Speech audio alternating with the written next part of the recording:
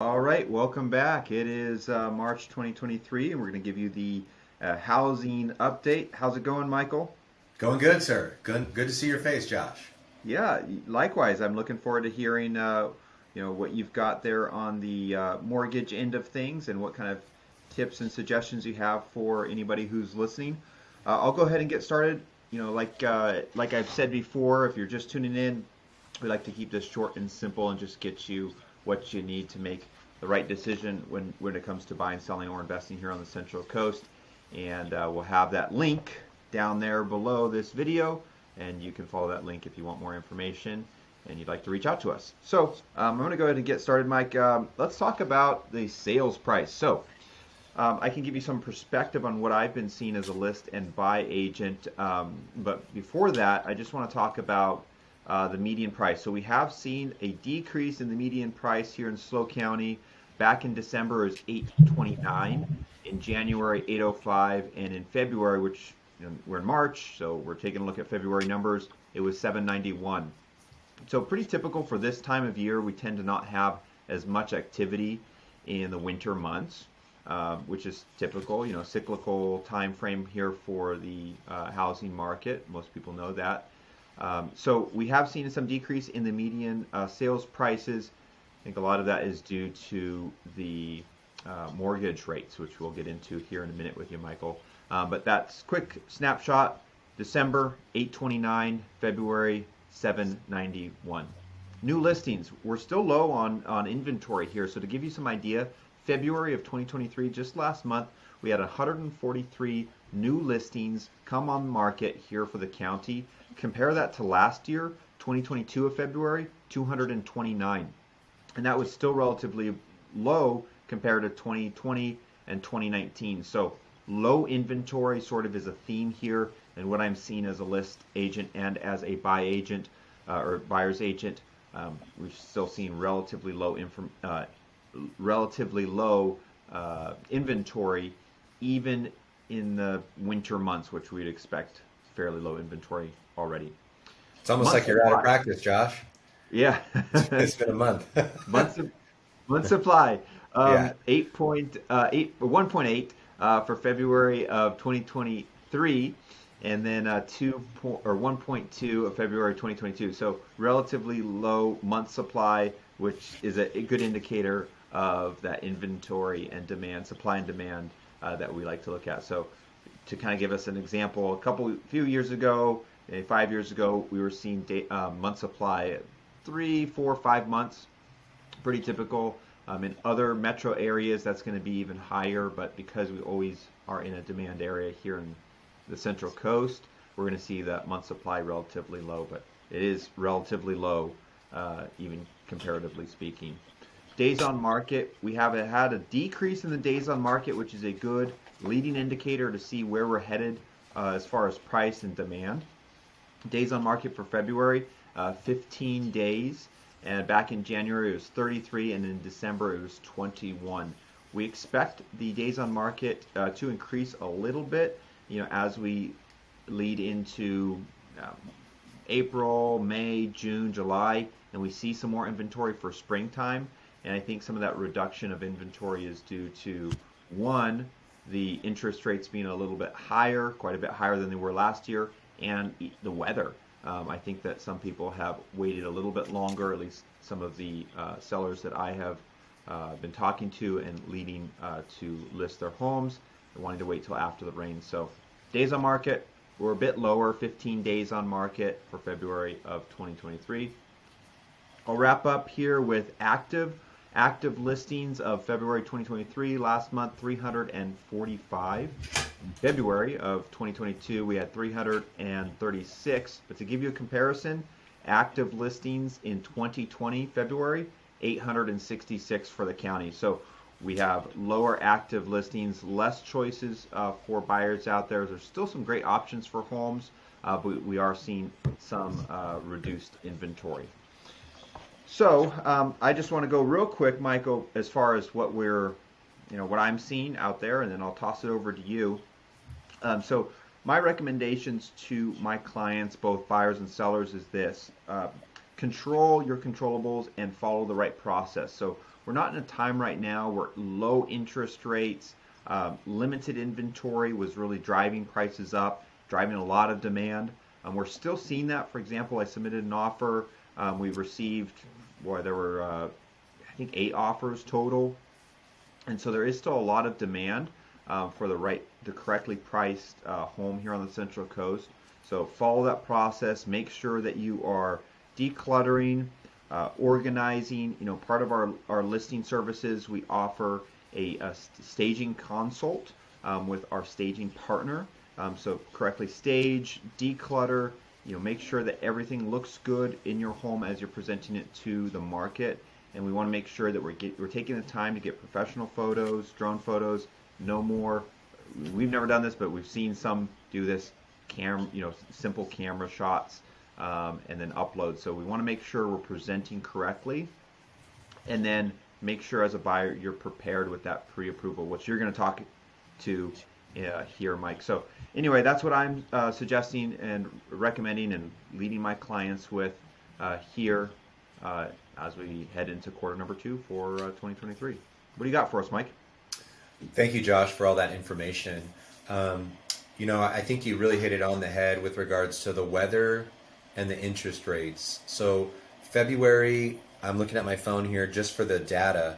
February 2nd kicked off a huge worsening in interest rates because of some data that was brought to the market with January job reports. If you remember this, it was over 500,000 jobs were created, and the Fed just said, oh my gosh, all the rate rising that we did last year is just not even working.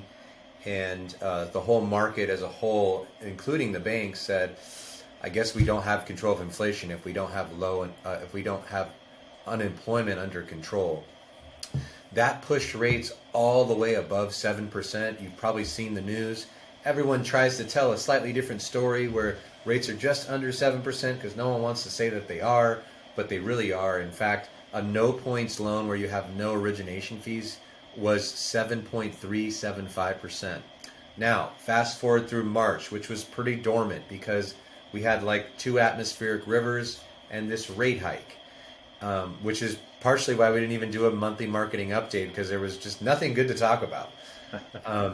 But we did just recently see what was bad news potentially for the banking industry, good news for mortgage rates in some regard, and really a moment for the feds to sit back and pause and say, if banks like Silicon Valley Bank or First Republic Bank or some of these other banks where the FDIC had to come in and take over ownership to protect the deposits is happening, maybe we should pause and see how fast inflation is going to drop in the first half of this year. So there's really a lot of chatter between the talking heads in the business world if feds will pause. And if we see a pause, even the indication of a pause already has dropped rates down back to 6.5%.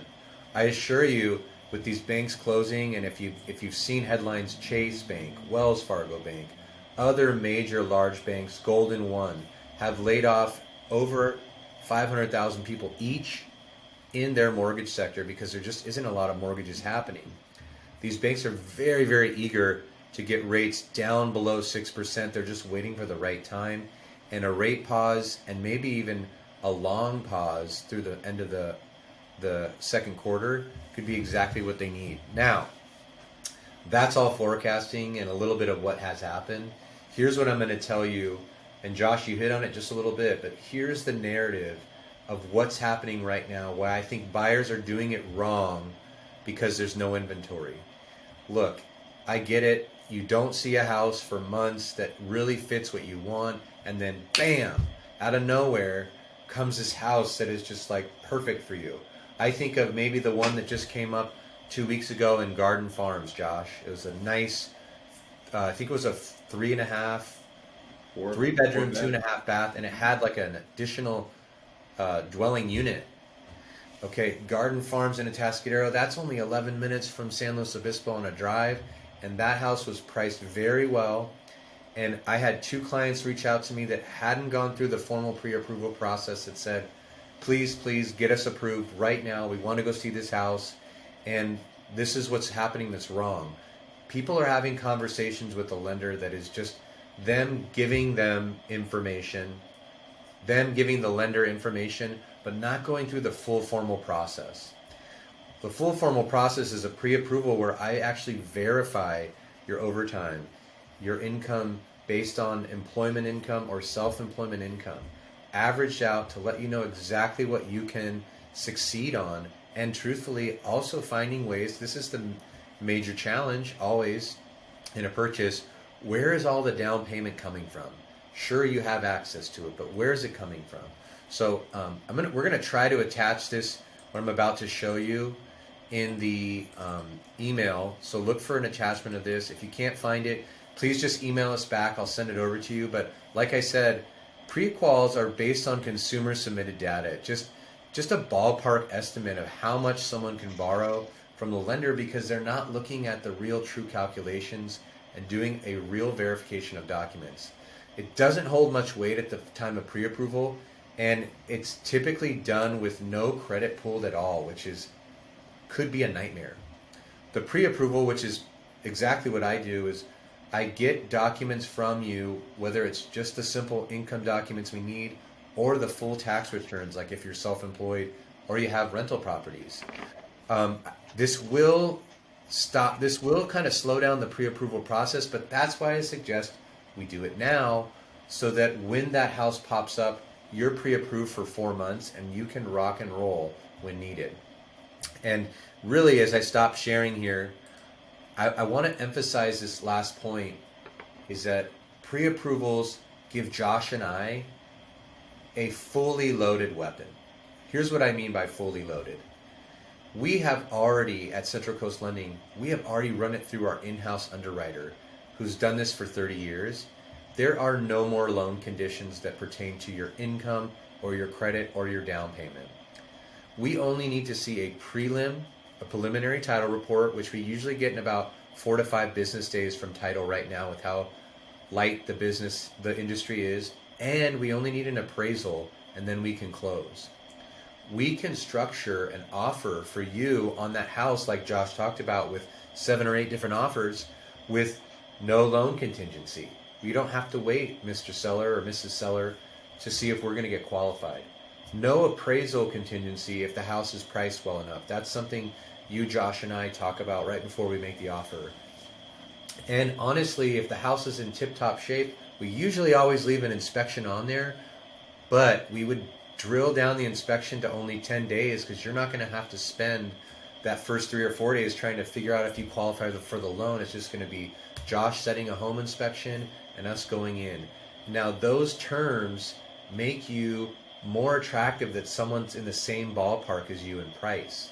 They may not be ready to do it because of what I just talked about. They may not have been as thorough as you have been. So Josh said it best: control the controllables and take action now by responding to us, by filling out the survey in this email and giving us an idea of how to contact you, when the best time is, what you're looking for a property, so I can start the pre-approval process with you.